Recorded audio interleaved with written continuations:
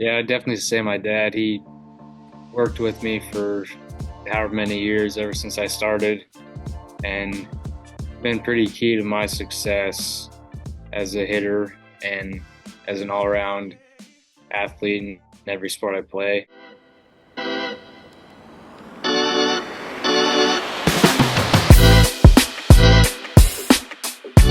What's up, everybody? Welcome to the Noble Podcast. I'm Matt, and I'm very excited to be joined by today's guest, outfielder from Clay Center, Kansas, the 2024 Kansas Gatorade Player of the Year, currently ranked number 3 in the Kansas 2025 class, and committed to Oklahoma State, Cole Pladson. Cole, thanks so much for joining us. Yeah, thanks for having me on. Yeah, of course. So you're about to embark on your final high school baseball season. Is that kind of crazy to think about? It is feels like yesterday I was a young freshman trying to get some playing time, and it's gone fast, a lot faster than I thought it would for sure. Yeah, it goes by fast for sure. Before we get into that upcoming season, though, let's take a look back.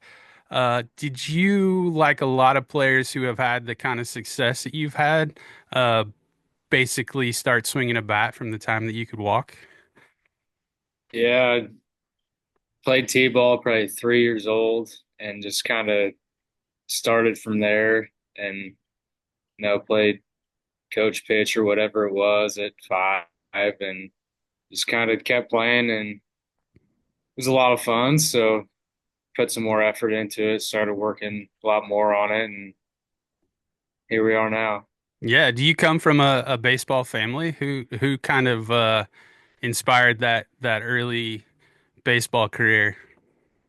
My dad played at Cali County way back when, but he always led me towards baseball, and I played other sports as well and still do, but baseball is always kind of the main thing. Yeah, you just mentioned that you're a high level multi-sport athlete. Did you know pretty early on that baseball was going to be your focus? Yeah, for sure. It was always the one I put more time into and always enjoyed playing the most. So I kind of knew pretty early that's what I wanted to do. Yeah, so let's dive a little deeper into, being a multi-sport athlete for a second. It seems like we're in an era where, kids are deciding to focus on a single sport at a lot younger age and sort of letting those other sports go by the wayside. Would you, someone who's played multi-sports at a high level, you recommend, doing that as long as possible? Yeah, for sure. I mean, it's good for your body too, but also teaches you to compete in something you may be not as good at the other sport. Say you're mainly playing baseball and you're not as good at another sport or whatever. It teaches you how to compete, and you got to put a lot more effort into to play or get better, or whatever the case may be. So I think it's really beneficial and has helped me a lot through what 10 or 12 years of playing three sports, and keeps me entertained. And I mean, I like competing in whatever I'm playing. So yeah, it's been really beneficial for me. Sure. Do you think, playing football and basketball has helped your baseball as well? Yeah, I mean, on the football side, it gets you stronger and a lot more physical. And then basketball keeps you in shape and a little quicker. So there's definitely benefits for playing any sport. And it's all helped out baseball for sure. Sure, yeah. So in the fall and, into that winter during football, did you take time off from baseball or did you do both for the most part? Yeah, usually I hit year round. So going from football practice and go straight to the cage and hit. But yeah, I usually hit year round and probably 350 days a year, whatever it is, pretty Sure. close to every day. So Yeah, but did you play like fall ball, or did you take time off from playing? yeah, I took time off from playing. It was too tough to play fall ball on Saturday and Sunday straight after a Friday night game. Sure. It was really hard, but I still got swings in every day and did what I needed to do to get better. Sweet. Yeah. So you're committed to Oklahoma State. Walk us through a little bit of how that all unfolded. What grade were you in when you committed? So I was a junior in high school. I just started talking to them in August due to the new rule that they put in place. So you can't talk to college coaches till August 1st of your junior year. So I talked to Coach Holiday uh, August 1st and kind of got to know him pretty well and went on a visit in September sometime. And then I think it was October 2023 is when I made it official. And yeah, went down there again this fall. And I mean, it's a sweet place. Yeah. Did they initially reach out to you? Had they seen you play in some tournaments? Yeah, they had seen me play and he reached out and kind of started the conversation and got to know him well and just went from there. Yeah. Was there anything in particular that drew you to Oklahoma State? The coaches or the facilities? What sort of led you in that direction? Well, I mean, everyone knows they got great facilities, so that's Sure. a plus. But I mean, knowing Coach Holiday and the culture that they have there is they consistently win. They're always top 15 team, and they win. They win in the Big 12, and they they consistently do it. So that was what initially drew me there, and then I really enjoyed the coaching staff. I mean, there's a reason that they win, and it's because of the coaches, and they develop a lot of good players. And then when I got there, I got to see the great facilities, which is crazy, and you can get a lot of work done there, that's for sure. Yeah, it's pretty surreal. It's crazy how some of those college programs and facilities they have access to and the amount of money that goes into it. It's cool to see for sure.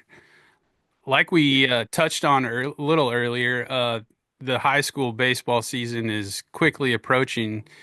You guys are coming off a pretty successful season last year. How's the team shaping up this season?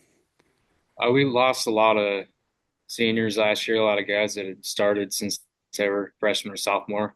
So we got a lot of spots to fill this year, and a lot of underclassmen that gotta gotta make a name for themselves. So it'll be interesting. We got four or five seniors, so not as many as we had, but it's gonna come down to the underclassmen who haven't really seen the varsity field at all, and so they gotta help us out and make a name for themselves this year.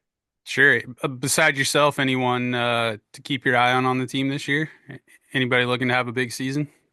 Yeah, Colton Tabman, he's going to Highland Community College, so he started since his freshman year. I think he hit a little bit, so he's one to look out for sure. And I mean, we kind of got a core group of guys as seniors that kind of will lead us and kind of help the underclassmen out and help lead them to the standard that we've set in the last couple of years. As I think it's been 3 out of the last 4 years we've made it to state. So that's kind of the standard that we've set for ourselves, and we got to reach out again this year. Sure, yeah.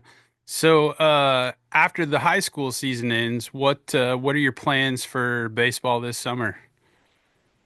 Yeah, so I plan to play throughout the summer and kind of get as many reps in as I can. A lot of at bats and everything that I need. And come August, I'll go to campus at Oklahoma State and kind of start school and start practice there. Sure. Who are you going to be playing with this summer?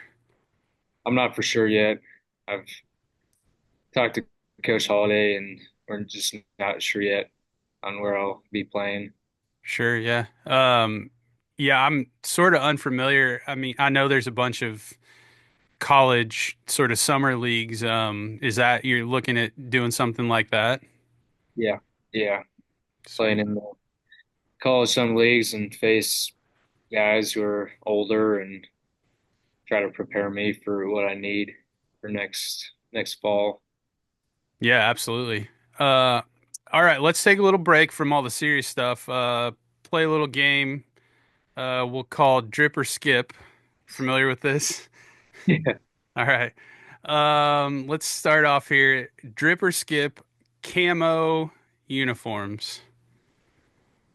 Oh, I'm gonna have to say skip. Skip. All right. That's a big on the summer ball circuit. That's a skip for you. All right. Drip or skip, football cleats while you're playing baseball. Particularly, I guess, on turf fields, but football cleats. Personally, I say drip because Drip. that's what I rock with in the Do you? summer on turf fields. Nice. Yeah, I mean they're made for turf, right? Why not? Yep. All right. Drip or skip, baseball gear made to look like ice cream. So bats, gloves. It's a big thing right now. The food and the ice cream on the baseball stuff. What do you think about that? I'm not a fan of that. Personally, I'm not a flashy guy like that, but they look cool. I just don't see myself wearing those, so I'm gonna have to say skip. Sure. Yeah. I think I'm with you on that one as well. And then the last one here, drip or skip, arm sleeve or cleats that don't match the uniform. So some contrasting color, like if you're wearing blue, you've got on like a neon green arm sleeve. I'm also gonna have to say skip. Skip on that one. All right. All right. Good to know. Looks like I'm sure. like our high school coach should not allow that to mismatch. And in summer ball, it's different, but Sure. our at our high school team we would not be allowed to wear that. Yeah, for sure. I understood. Yeah. All right, let's get back to a little more serious stuff here. Let's talk training. What does your current, sort of baseball training routine and schedule look like right now? Right now, it's based off when I get out of practice and stuff like that. So I'll work out in the morning around 6:30 before school, and then after basketball practice, which is 6:30, I'll hit till 7:30 or so, and then throw after that. But it's pretty the schedule's crammed right now, especially with school Sure. and basketball. So it's I get in when I can, and usually it ends up in a lot of late nights out at the cage. Sure. Yeah, once basketball is over, and that's sort of out of the way, what does your training then start to look like? So basically the same thing, except I'll be at practice after school till 6 or so, and Mhm. then head straight to the cage and hit for a couple hours.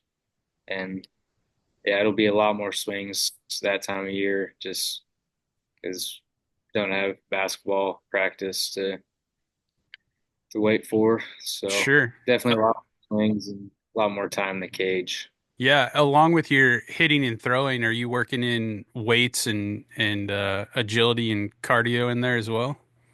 Yeah, so I get a lot of cardio during basketball, but I'll have I'll work out in the mornings with strength training and speed work stuff like that, and usually that'll be Monday through Thursday, and then on Saturday because we play Tuesday and Fridays for basketball, so take a rest day on Friday and Sunday.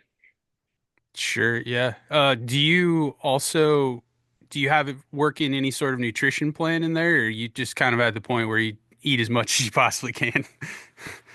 Definitely eat a lot. I don't Yeah, really have a plan or anything. I just try to eat somewhat healthy and sure, neglect the stuff that make me feel like crap. And sure. yeah, it's pretty simple. Just eat what makes me feel the best and gives me some energy. Yeah, for sure. So let's dive a little deeper into particular your hitting training. what does, on a daily basis, what does your routine look like when you get in the cage? Do you have sort of a set routine that you follow every day? Yeah, so warm up, usually get off the tee, usually go every other day with that. So say it's Monday, I'll hit off the tee and then go into darts which is just short and just nice, easy tosses and getting the overhand look, but not from BP distance. And then we'll go into machine. So we'll alternate left-handed or right-handed. So I'll say we'll go left-handed curveballs today, and then hit left-handed fastballs. And then tomorrow I won't hit off the tee. We'll go darts and then right-handed. So right-handed curveballs, right-handed fastballs. So it just alternates on that. And the tee work kind of depends on what I'm working on. If I need to feel some, I'll go to the tee to get a couple more reps and get a feel that I need to. If not, I'll just go straight into darts and go from there. Yeah, is there anything I don't know if not I guess in particular that you struggle with, but as you're working off the tee like you were saying or in the cage, is there anything that you're, you know, thinking to yourself, any mental notes like something you're trying to work through or anything that you struggle with that you focus on? Yeah, for sure. It honestly changes every day. I Yeah. mean, especially playing basketball, I'm not going to feel the greatest every day. So I'm going to some days feel great, some days feel really tired or whatever the case may be.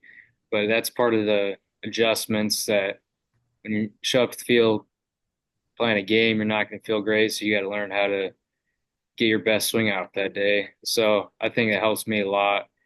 And so I always have some I'm working on, but I kind of adjust that based off how I'm feeling or how the ball's coming off the bat, whatever the case may be. Yeah, do you use any specialized training tools when you're hitting? Yeah, I do happen to have some Noble heavy trainers, and yeah, so I use those the heavy bats every day, Hmm.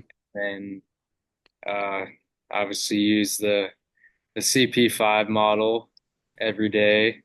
I like to swing with wood during the winter, and then yeah, so I mix in so off the machine. First round I'll go heavy bat, just to I'll go the 34 37 to warm up off the tee and darts, and then go the 34 35 off the machine. So it's a little closer to my game bat, but still uh, uh, gives me a weight trainer to work on bat speed, stuff like that. And then I'll go to the game bat on the second round.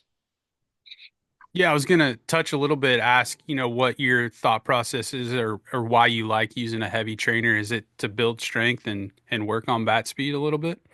Yeah, for the most part. And then it helps me feel movements a little better. So it's not really light where I'm just flying open or whatever it is. You really have to stay true to your mechanics and swing the bat properly to get the bat around, and also, like you said, really good for bat speed and becoming stronger as a hitter. Sure. So you're definitely known as a hitter, right? Any coaches you want to shout out, hitting coaches that you've worked with along the way um that have really helped you? Yeah, I'd definitely say my dad. He worked with me for however many years ever since I started, and been pretty key to my success as a hitter and as an all-around athlete in every sport I play. And then I also just started working with Carl Carswell. He's out of Kansas City as well. So I started working with him this fall and got to know him pretty well and been up to his facility a couple times. And he's really helped me and helped push me in the right direction where I need to be to have the most success. Yeah, that's a damage hitter, right? Yep. Yeah. He's pretty well respected here in the KC area. Um, so we're talking hitting here. Let's talk bats for a second. What's your current BB core gamer? What are you swinging right now? the Louisville Slugger Atlas. The Alice. Anything in particular you love about that bat? Just it's good. I mean, I don't really know metal bats that well. Yeah. I know. I mean, it was a couple years ago when I got it. It was one of the top bats, so got it and just have hit with it ever since. Feels right. Yeah, just feels Yeah. right. Yeah, sometimes it just feels right. So you and I, we worked together to develop your own wood turn model, the CP5, like you mentioned a little bit ago. What specifically were you looking for in a wood bat that kind of led you down the road of where we ended up? Yeah, so obviously it's got to be good. And you, you gave me those demos, and I swung and tested them out, and hit really well with them. Felt good, and I mean I've swung a lot of some old hickories, maruchis, stuff like that, and I could put them up with that. Couldn't notice a difference, and so then we worked on the model, and which is something new for me. I'd really just buy a bat and kind of you get what you get and swing it. Sure. And so it was really cool for me to go through that process and kind of know what I like and kind of pick and choose the handle, the barrel, and stuff like that, the cup, and all the different things that make a bat. And I learned a lot and kind of knew that I wanted a little inload in the barrel and then a little thicker handle on the bottom, which you knew a lot more about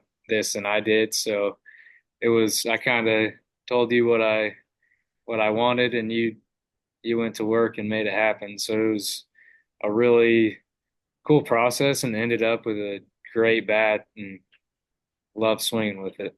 Yeah, everyone go buy one if go check it out on the website and buy one. We went through a few iterations, right? You were wanting sort of a 243 barrel, which is like a big barrel, but then a thicker handle just to fit the feel of what you were looking for. And so that sort of balances the bat out a little bit when you have that thicker handle. And so we ended up sort of offsetting that by leaving it uncupped to give you that little bit more of an inloaded feel. So yeah, super stoked that you were happy with where we ended up. Yeah, it's like you said, it was a process, and it was really cool, and got to learn more about that sort of stuff, and ended out with a great bat. Yeah, I mean that's the awesome thing about the wood bat, like you were saying, your BB core bat, you sort of just buy one and you get what you get.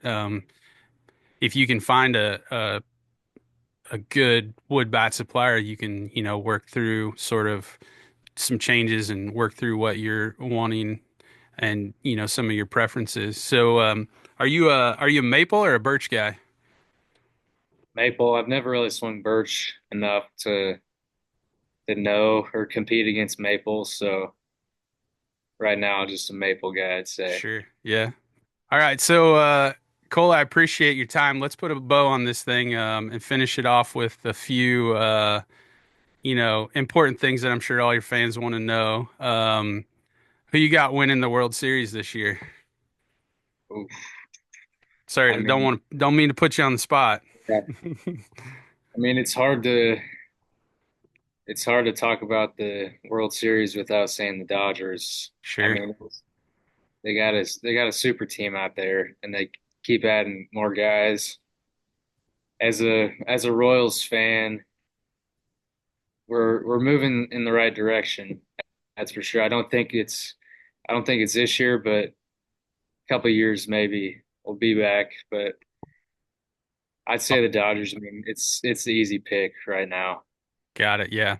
Hey, why, I wouldn't bet against them, so I don't blame you for picking them. Are you a music guy? What's in heavy rotation on your Spotify right now?